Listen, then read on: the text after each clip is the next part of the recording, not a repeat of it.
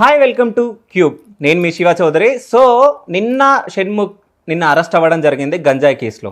ఈరోజు బెయిల్ రావడం జరిగింది. అంటే గంజాయి కేసులో పట్టుకుంటే అంటే ఇంత తొందరగా బెయిల్ వస్తుందా అసలు? అంటే ఇది ఒక క్వశ్చన్ మార్క్. ఈ టాపిక్ పైన మాట్లాడడానికి మనతో పాటు అడ్వకేట్ రాణి గారు ఉన్నారు. నమస్తే మ్యామ్. నమస్తే శివ. సో ఎలా ఉన్నారు మ్యామ్? గుడ్, బాగున్నాం. సో అంటే మనం ఈ టాపిక్ మాట్లాడుకోవాలి పక్క. సో ఏంటంటే నిన్న గంజాయి కేసులో పట్టుబడ్డాడు షణ్ముఖ్, ఈ రోజు బెయిల్ రావడం జరిగింది. అంటే అట్లాంటిది గంజాయి కేసులో పట్టుబడ్డే వాళ్ళకి ఇంత తొందరగా బెయిల్ వస్తుందా? అంటే చాలా మట్టుకు నేను బయట చాలా విన్నా. అంటే గంజాయి కేసు అంటేనే చాలా పెద్ద కేసు, దానిపైన అసలు నాన్ బెయిలబుల్ ఉంటుంది, అంటే అసలు బెయిలే రాదు వాళ్ళకి. అట్లాంటిది ఇంత తొందరగా ఎట్లా వస్తాడు షణ్ముఖ్ అనేది మనం సొసైటీలో చూస్తున్నాము. Okay. మనం వెరీ మచ్ ప్రాక్టికల్ గా మాట్లాడాలి అనుకుంటే ఇప్పుడు అదే కేసులో మిమ్మల్ని పట్టుకున్నారో, లేకపోతే నన్ను పట్టుకున్నారో, లేకపోతే మా ఇంట్లో పనోడిని పట్టుకున్నారో. నాకైతే గంజాయి అలవాట్లేదు. మీకు అలవాట్లేదు, నాకు అలవాట్లేదు. మనకు ఉందన్నా పట్టించుకొని మనని తీసుకెళ్లి ఎక్కువ రోజులు వాళ్ళు పెట్టుకొని ఏదో చేసేది, జనాలు మాట్లాడుకునేది ఏది జరగదండి. ఎందుకంటే మనము ఎవరు ఎంత ఇన్ఫ్లుయెన్స్డ్ పర్సన్, మనం ఏంటి.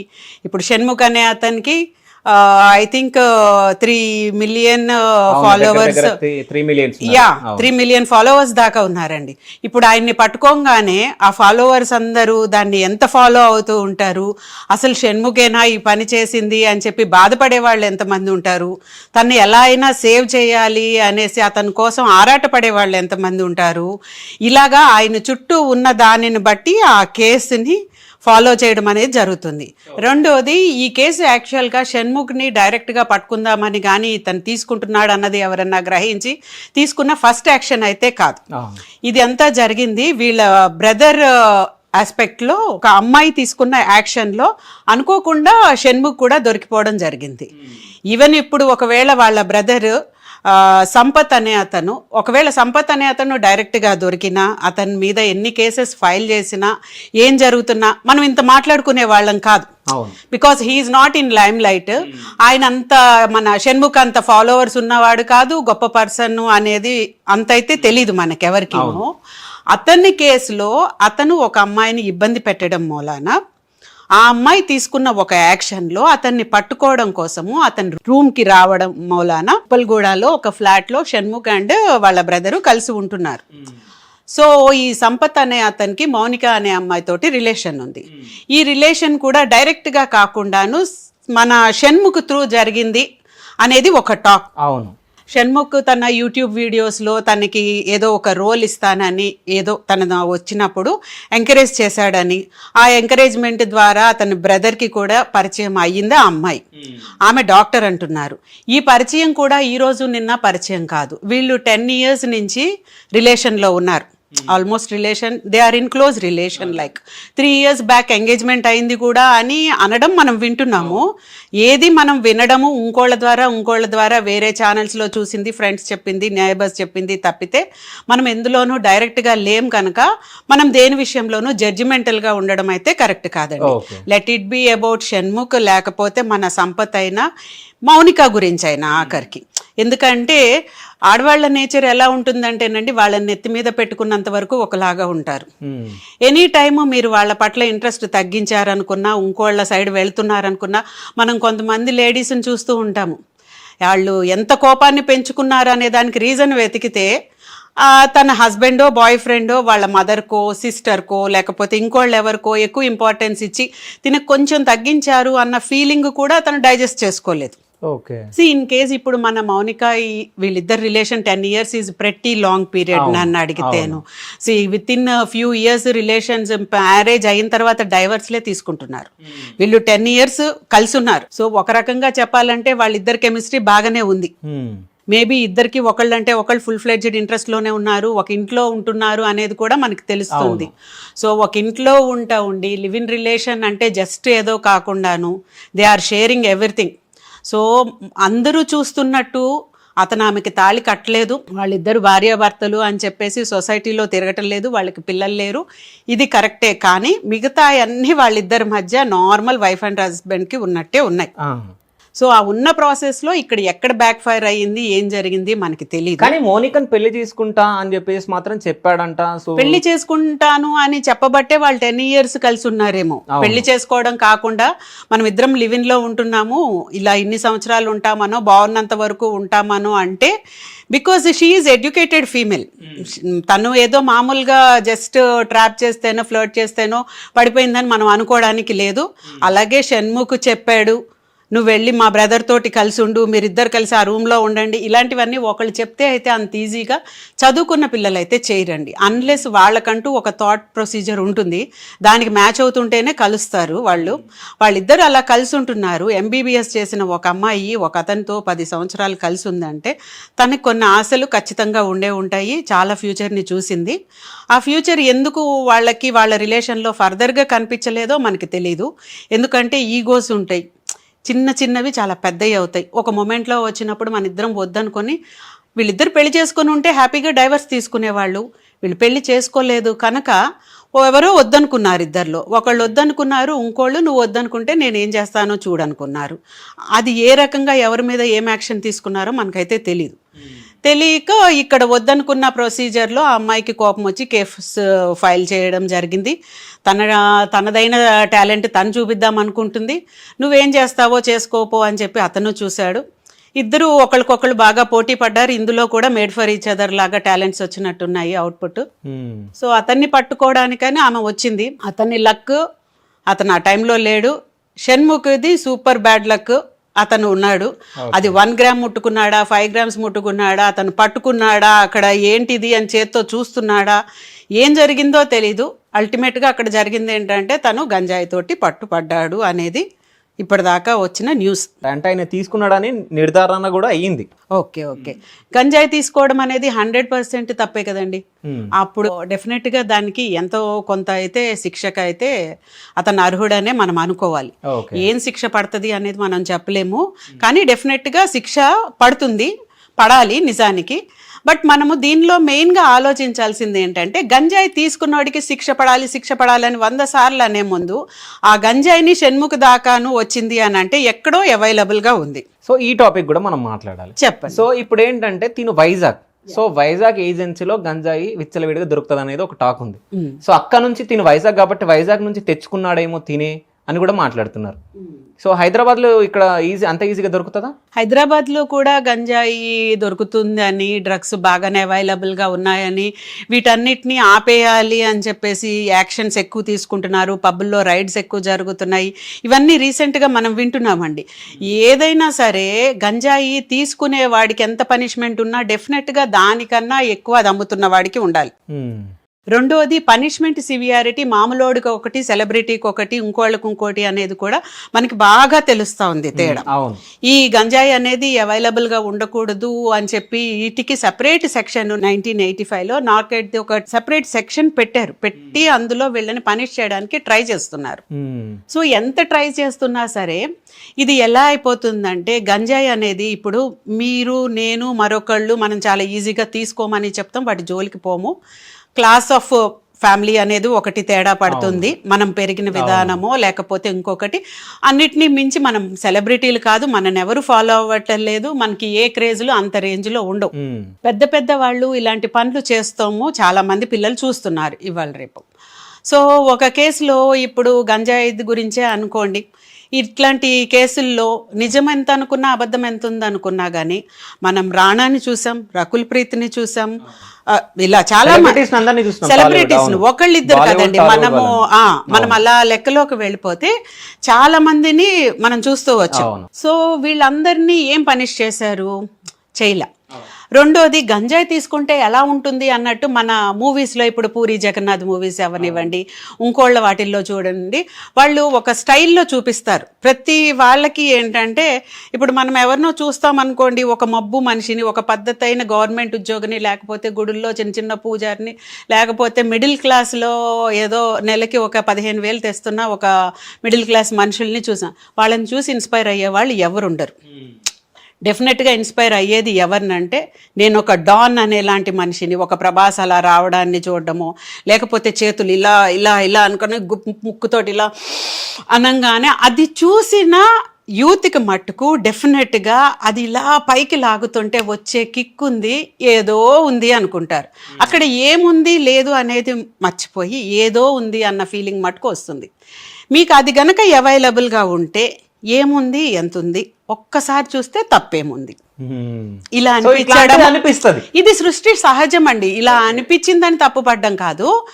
మైండ్ సరిగ్గా ఉన్నోడు ఒకసారి చూసిన తర్వాత వద్దు అనుకొని ఇందులో ఏం లేదని పాస్ ఆన్ అయిపోతాడు. అవైలబుల్గా ఉన్నవాడు వాడతాడు.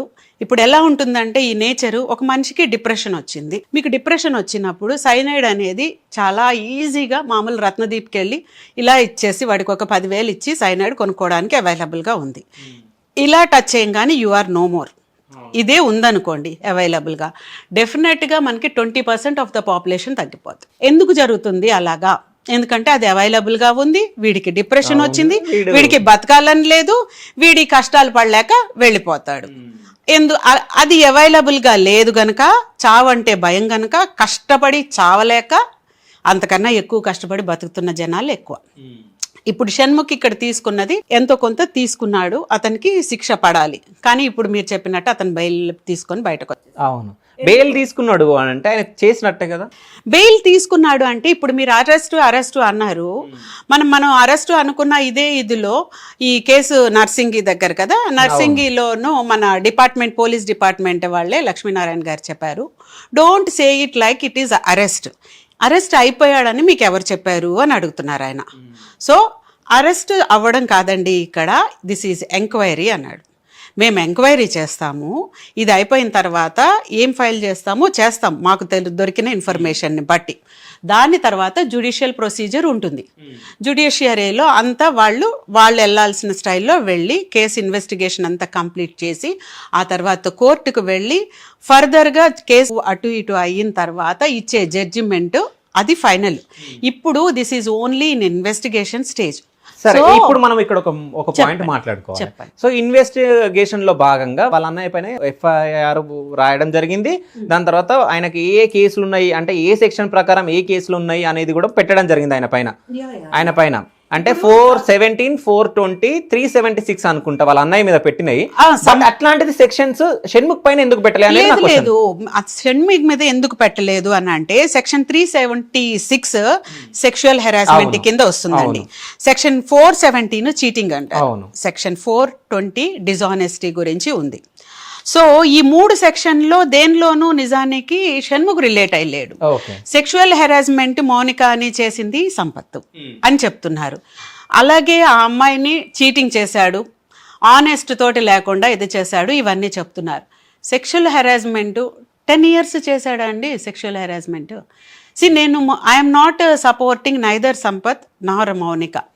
నాకు తెలిసి నేను సొసైటీలో చూస్తున్నది ఏంటంటే మగవాడు గనక బాగా ఇబ్బంది పడినప్పుడు డ్రాప్ అయిపోవడము, కన్విన్స్ చేయడానికి ట్రై చేయడము, నాకు నువ్వు వద్దు ఇంకో పెళ్లి చేసుకుంటాను అనడము, ఏదో ఒక రకంగా ఇంకో యాక్షన్ తీసుకుంటున్నాడు. కానీ ఫీమేల్ అయితే మటుకు తనకున్న అడ్వాంటేజ్ ఏంటంటే నేను ఆడదాన్ని అవ్వడం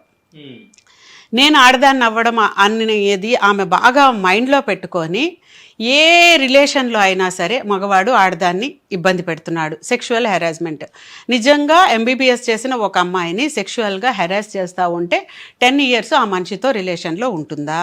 సో 10 years బానే ఉంది. దాని తర్వాత ఇప్పుడు మోసం 10 years లో both are they enjoying whatever they are doing. నేను మౌనికాది కూడా తప్పనట్లేదు, సంపత్ది కూడా తప్పనట్లేదు, ఎవరిది అనట్లేదండి. Whatever you people did, మీరు ఇద్దరు కలిసి ఇన్ని రోజులు చేసింది దానికి మీరు ఏ వర్డ్ అన్నా పెట్టుకోండి, హెరాస్మెంట్ అని అనకండి అంటున్నాను. చీటింగ్ అని అంటే ఇక్కడ నన్ను చీట్ చేయండి అని చెప్పేసి ఎవరు కూల్గా కూర్చొని ఉండరు. ఇప్పుడు ఉన్న సొసైటీలో అయితే భగవంతుడు సృష్టించిన మనుషుల్లో అంత అమాయకులు అనేవాళ్ళు ఎవరు లేరు. అన్నదానికి నేను ఒకటి క్వశ్చన్ అడుగుతాను. చెప్పండి. ఇప్పుడు పెళ్లి చేసుకుంటా అన్నాడు అమ్మాయిని, మోనిక అనే అమ్మాయిని. సో మోనిక అమ్మాయిని చేసుకోకుండా వేరే అమ్మాయితో ఉన్నాడు, అది మెంటల్ టార్చరే కదా, ఆలోచిస్తా ఉంటది కదా. డెఫినెట్ ఆమె ఆలోచిస్తుంది.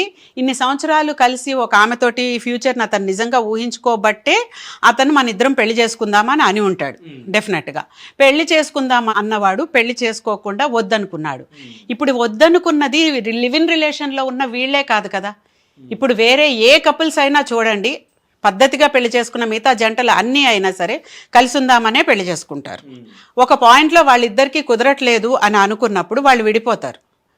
ఎందుకు విడిపోతారు? కలిసి ఉందాం అనుకున్నారు కదా, ఎందుకు విడిపోతారు? ఎవరైనా విడిపోతున్నారండి. మొన్న నిహారిక విడిపోయింది, జనాలందరూ ఇష్టం వచ్చినట్టు మాట్లాడారు. బట్ ఎందుకు అలా మాట్లాడతారు? అక్కడ ఇద్దరికి ఇష్టం ఉండి విడిపోతున్నారు. ఇష్టం ఇద్దరికి ఉంది, విడిపోవడం అనే ప్రాసెస్ లో ఒక అండర్స్టాండింగ్ వచ్చి విడిపోయారు. బట్ జనాలు తిట్టేటప్పుడు ఎవరిష్టం వచ్చినట్టు వాళ్ళని తిడతారు. ఎవరిని తిడతారు అంటే సెక్షన్ విడిపోదాము అనుకున్న తర్వాత నార్మల్ లైఫ్ లో మనం ఉండాలి అని కష్టపడి ఒక రకంగా సెట్ చేసుకొని మనిషి నిలబడుతున్నాడు అనుకోండి, దాన్ని సొసైటీ పాజిటివ్గా తీసుకోకపోగా వీళ్ళల్లోనే తప్పు ఉండి ఉంటుంది, వీళ్ళ క్యారెక్టర్ తేడా అయి ఉంటుంది.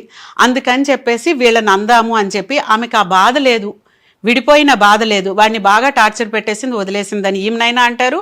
ఒకవేళ మీరు చాలా కూల్గా ఉన్నారు ఎవరినన్నా వదిలేసి అని అంటే వీడే అమ్మాయిని బాగా ఇబ్బంది పెట్టేసి ఇలా వదిలేశాడు, ఇట్లానే మాట్లాడతారు తప్పితే వాళ్ళు ఇంటర్నల్గా ఫేస్ చేసిన ప్రాబ్లమ్స్ ఏమై ఉంటాయో మనకి ఎంతవరకు తెలుసో మనకి తెలియనప్పుడు దాని గురించి మనం మాట్లాడడం ఎందుకు అని అనుకోరు. ఎప్పుడైనా ఒక ప్రాబ్లం గురించి మాట్లాడేటప్పుడు మనకి తెలియనప్పుడు మాట్లాడకూడదండి. ఫస్ట్ థింగ్, మాట్లాడాలనిపించిందా పూర్తిగా తెలుసుకోవాలి, సింపుల్గా జడ్జిమెంట్ ఇవ్వకూడదు. నేను మీకు ఒక చిన్న కథ చెప్తాను. ఒక ట్రైన్లో ఇట్లాగా ఇలా ఇలా ఎదురు బదురు ఇలా కూర్చొని ఒకళ్ళు ప్రయాణం చేస్తూ ఉంటారు. మీరు తండ్రి అనుకోండి, మీ పక్కన ఒక బాబు ఉంటాడు, వాడి ఏజ్ 18 సంవత్సరాలు. వాడు ట్రైన్లో నుంచి వాటర్ ఫాల్స్ని చూసి ఓ నీళ్లు అని గెంతుతూ ఉంటాడు. ఆ తర్వాత ఏదొస్తే వాడు పాస్ అవుతున్నప్పుడు ఏదొస్తుంటే అది చూసి ఓ ఆనందపడుతూ పిచ్చి పిచ్చిగా అరుస్తున్నాడు. తండ్రి కంట్రోల్ చేయకుండాను ఊరుకున్నాడు. యువతల వేరే వాళ్ళకి డిస్టర్బెన్స్గా అనిపించి, మీకేమన్నా పిచ్చా అండి, వాడికి 18 సంవత్సరాలు ఉన్నాయి, ప్రతి చిన్నదానికి అట్లా గెంతుతున్నాడు, నువ్వు నోరు మూసుకొని ఊరుకున్నావు, మాకు డిస్టర్బెన్స్గా ఉంది, తలనొప్పిగా ఉంది, కొంచెం ఆపు అని చెప్తారు. అప్పుడు ఆ తండ్రి ఏం చెప్తాడంటే, వాడికి మొన్నటిదాకా కళ్ళు లేవు, ఆపరేషన్ చేయించి ఇప్పుడే వాడు చూస్తున్నాడు. సో వాడు చూస్తున్న ప్రతిదీ వాడికి వింతగా అనిపిస్తుంది, అందుకని అలా రియాక్ట్ అవుతున్నాడు. అలా రియాక్ట్ అవుతున్న మనిషిని నేను కంట్రోల్ చేయను అంటాడు. యువతలు కూర్చున్నోడికి తెలియదు కదా అక్కడ స్టోరీ, వీడి జడ్జిమెంట్ వీడిలా పాస్ చేస్తాడు. సో ఎప్పుడు ఇది నేను ఇందులో మౌనిక కాదు, షణ్ముఖ్ కాదు, సంపత్ కాదు, మరొకళ్ళు కాదు, ఎవరిని సపోర్ట్ చేసి మాట్లాడట్లేదు. ఇక్కడ తప్పు జరిగింది, ఎవరు అందులో ఎక్కువ భాగస్తులు, అందులో నిజంగా ఎవరి మూలాన్ని ఇవన్నీ జరుగుతున్నాయి, వాళ్ళని కరెక్ట్గా పట్టుకొని శిక్షించాలి.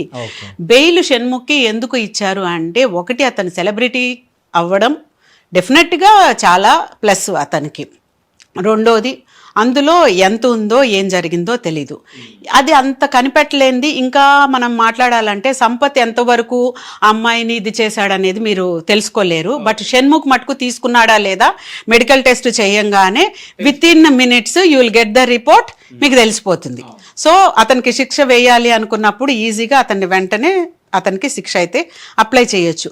నా ఉద్దేశము ఏంటి అంటే, ఎప్పుడైనా సరే ఇలాంటివి జరుగుతున్నప్పుడు ఎవరిని పనిష్ చేయాలో వాళ్ళని పనిష్ చేయండి, కానీ అవైలబుల్గా లేకుండా చూడండి. ఇప్పుడు మీకు ఆకలేస్తుంది, మీ ముందు జస్ట్ ఊరికే ఒక ఆరెంజ్ ఇలా పెట్టుంటే మీ ఆకలి కంట్రోల్లోకి వస్తుంది, ఆగుతుంది. దాన్ని తోలు తీసి చక్కగా ఫ్రెష్గా ఇలా ఓపెన్ చేసి చూసేవాడికి ఎప్పుడెప్పుడు తిందామా అనిపించేలాగా మీరు డెఫినెట్గా పెడితే, వాడు అటు చూసి ఇటు చూసి ఎవరు చూడట్లేదు నాకు ఆకలిగా ఉందని దబుక్కని తీసుకొని నోట్లో వేసుకొని ఉంటాడు. దాన్ని అక్కడ లేకుండా చేయండి, అది అవైలబుల్గా లేకుండా చేయండి, కంట్రోల్ చేయండి. ఎందుకంటే యూత్ మొత్తం పాడైపోతుందండి. పిల్లలు ఎంతో చదువుకుంటారు, వాళ్ళ కోసం పేరెంట్స్ ఎంతో కష్టపడతారు, అనుకోకుండా ఎవరి మూలానో ఎవరో ఇలాంటి డ్రగ్స్కి అలవాటు పడతారు. ఇప్పుడు మీరు చెప్పిన వైజాగే ఉంది, ఇన్ని కాలేజెస్, ఒక పక్కన బీచ్ డెవలప్ చేస్తున్నాం అన్నది ఏ రకంగా డెవలప్ చేస్తున్నారో, అటు ఆంధ్ర డెవలప్మెంట్ గురించి మాట్లాడుకోకపోతే ఎంత మంచిదో అంత మంచిది. So it is in such a worst place. ఆ రకంగా ఉంది డెవలప్మెంట్. ఈ గంజాయి మొక్క కన్నా గొప్పవాడు అక్కడ డెవలప్ చేస్తున్న మనిషి.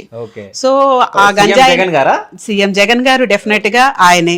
సో ఆ గంజాయిని ఆపండి, ఆ జగన్ని ఆపండి, ఈ గన్నులు ఇలాంటివి ఇవన్నీ ఆపేస్తే జనాలు కొంచెము పద్ధతిగా ఉంటారు, ఒకళ్ళ నుంచి ఒకళ్ళు నేర్చుకోరు. ఇప్పుడు పెద్దిళ్లల్లో వాళ్ళు అలవాటు పడితే ఏదో ఒక రకంగా వాళ్ళు సేవ్ అవుతారండి, అది ఒక రకంగా వాళ్ళు పక్కనున్నారు. నా బాధ ఏంటంటే మిడిల్ క్లాస్ వాళ్ళు, నార్మల్ వాళ్ళు ఇలాంటి వాటికి అలవాటు పడ్డారనుకోండి, పేరెంట్స్ ఇలాంటి వాటిని అస్సలు పాజిటివ్గా కానీ చూసి చూడనట్టు కానీ ఉండలేరు. ఇప్పుడు నేను నా కొడుకుని బాగా చదివించుకొని ఎంతో గొప్పవాడిని చేద్దాం అనుకొని ఎన్నో ఊహలు పెట్టుకొని ఏదేదో చేస్తా, ఎవడి మూలానో వాడికున్న క్రేజ్ ఎలా ఉంటుంది, పెద్దవాళ్ళ అబ్బాయితోటి పరిచయము బాగుంటుంది, పెద్ద పెద్ద సర్కిల్ బాగుంటుంది, గొప్ప గొప్పోడైతే ఎలా ఉంటాడు, బెంజ్ కార్లో తిరిగితే ఎలా ఉంటుంది, 10,000 సిగరెట్ ప్యాకెట్ని తీసి తాగితే ఎలా ఉంటుంది, ఇలా వాడికి లోపలు ఉంటాయి, ఏది తీర్చుకోకుండా ఉంటాడు. నాకు అంత రేంజ్ కాదు, నేను ఆ లెవెల్ కాదు అని. బై మిస్టేకో బై ఇంట్రెస్టో వాడికి ఒక ఫ్రెండ్ దొరికాడు, అలాగా వాడి మూలాన్ని వీడికి అలవాటు అయ్యింది అనుకోండి, క్రేజీగా ఫీల్ అయ్యి వీడు అలవాటు చేసుకుంటాడు. కానీ వీడి పేరెంట్స్ వీడి అలవాటుని పాజిటివ్గా టేకప్ చేయలేరు.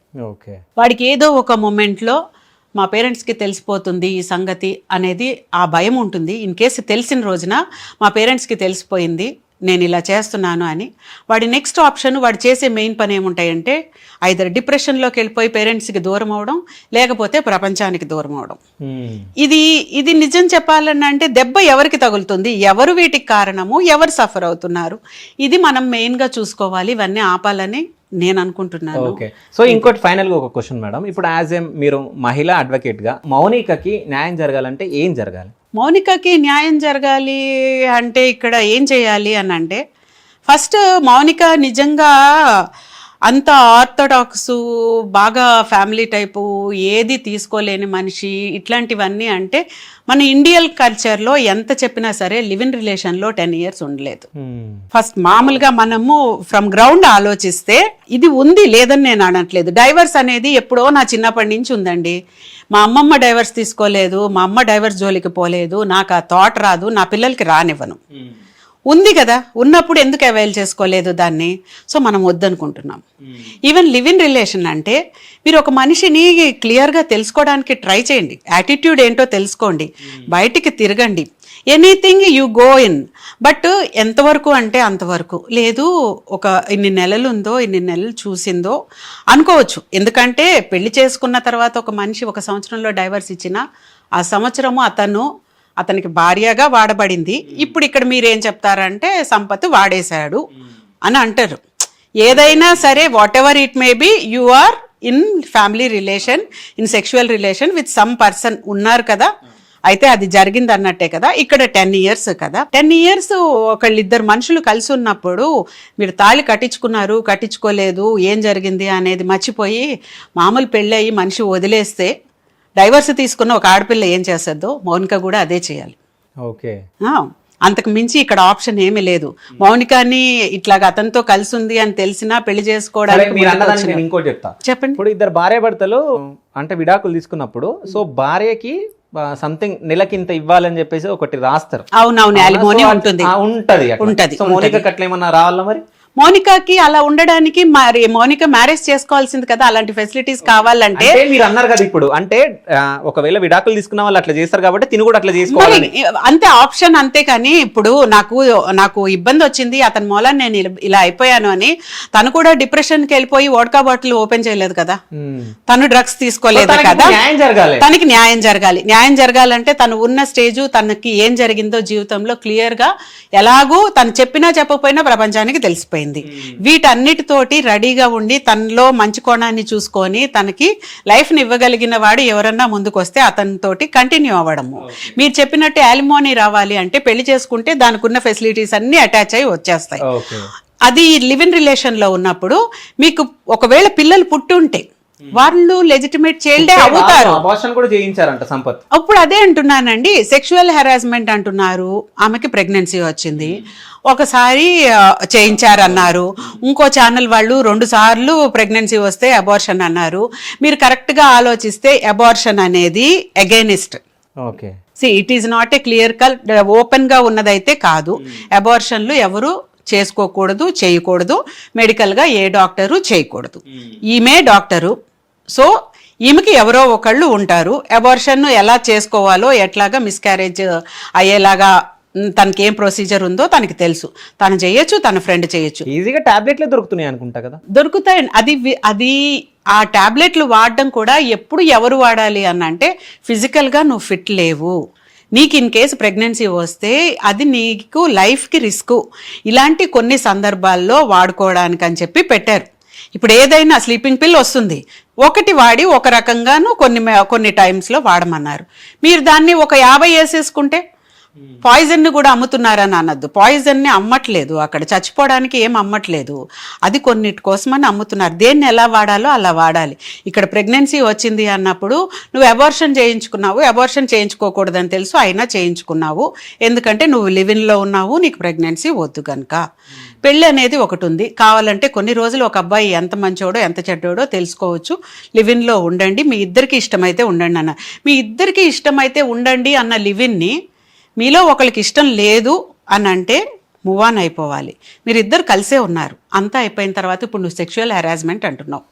సెక్షువల్ హెరాస్మెంట్ తోటి లివిన్ లో ఉండమని ఎవరు చెప్పలేదు. సో నాకు మొత్తానికి అయితే మీరు మౌనిక తప్పు అంటారు. మీరు నాకు తెలిసి మీరు యూట్యూబర్ షణ్ముఖ్కి అంటే ఫ్యానా ఏంటి? షణ్ముఖ్కి నేను ఫ్యాన్ కాదా అని కాదు కానీ అండి, షణ్ముఖ్ ఎప్పుడు ఎలా ఉన్నాడో అలాగే ఉన్నాడు సార్. ఒకటి ఓపెన్ గా ఉన్నాడు, బోల్డ్ పర్సన్ లాగా ఉన్నాడు, ఉన్నదేదో బయటికి మాట్లాడాడు.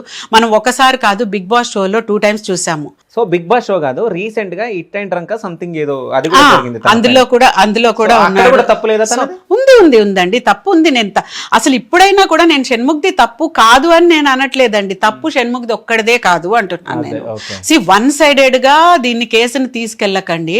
షణ్ముఖ్ మామూలుగా ఎలాంటి వాడు అనేది మనము మామూలుగా అయితే తెలీదు. బిగ్ బాస్ షోలో 2 సార్లు చూసాము, ఆల్మోస్ట్ టాప్ 2 ప్లేస్ లోనే 2 times వచ్చాడు. తను ఏం చేస్తున్నాడో, అతను సిరిని ముద్దు పెట్టుకున్నప్పుడు కూడా ప్రపంచం చూస్తుందని భయపడకుండా పెట్టుకున్నాడు. తాగినప్పుడు తప్పు అని తెలుసు, డ్రైవ్ చేయకూడదని కూడా తెలుసు. నన్ను పట్టుకోరనుకున్నాడో, పట్టుకుంటే మేనేజ్ చేసుకోగలను అనుకున్నాడో వెళ్ళాడు. ఇప్పుడు గంజాయి తీసుకున్నాడు. ఎంత ఉంది ఏంటి అంటే సమ్ 18 grams 10 grams అక్కడ ఉంది. అతను తీసుకున్నది ఎంతో మనకి తెలీదు. ఇప్పుడు షణ్ముఖ్ వెళ్ళి సిరిని కిస్ చేశాడు, మీరు చూశారు, షో మొత్తం చూశారు. ఆల్మోస్ట్ మాటిమాటికి అదే పని చేసినట్టే చేశారు వాళ్ళు కదండి. చేసినప్పుడు దీప్తి సునైనా సైడ్ అయిపోయింది. ఆ విధంగా షణ్ముఖ్ డిప్రెషన్లోకి వెళ్ళిపోవడానికి ఒక ఆడది రీజన్ అయింది. కరెక్టేనా? దీప్తి సునైనా మామూలుగా ముందుకు వెళ్ళిపోతుంది. సిరి ఏమైంది? సిరికి ఏమన్నా లైఫ్లో దెబ్బ అయిందా? మొన్న వచ్చిన తన షారుఖ్ ఖాన్ మూవీలో కూడాను ఆమెకు ఒక రోలు వచ్చింది. తను కోరుకున్న మనిషితోటి శుభ్రంగా లైఫ్ లీడ్ చేసింది. బిగ్ బాస్ షోలో తను షణ్ముఖ్ ని బాగానే వాడుకుంది. బయటకు వచ్చిన తర్వాత హ్యాపీ. ఇప్పుడు ఆపరేషన్ లేకుండానే మోకాళ్లకు ప్లాస్మా ట్రీట్మెంట్, మీ ఆర్థోపెడిక్ సమస్యలన్నిటికీ రోబోటిక్ టెక్నాలజీ ద్వారా తక్కువ ఖర్చుతో శాశ్వత పరిష్కారం, ఫ్రీ కన్సల్టేషన్, ప్రతి ట్రీట్మెంట్ పై 20% డిస్కౌంట్. ఈ ఆఫర్ కొద్ది రోజులు మాత్రమే, త్వరపడండి. V9 hospitals 9281465842.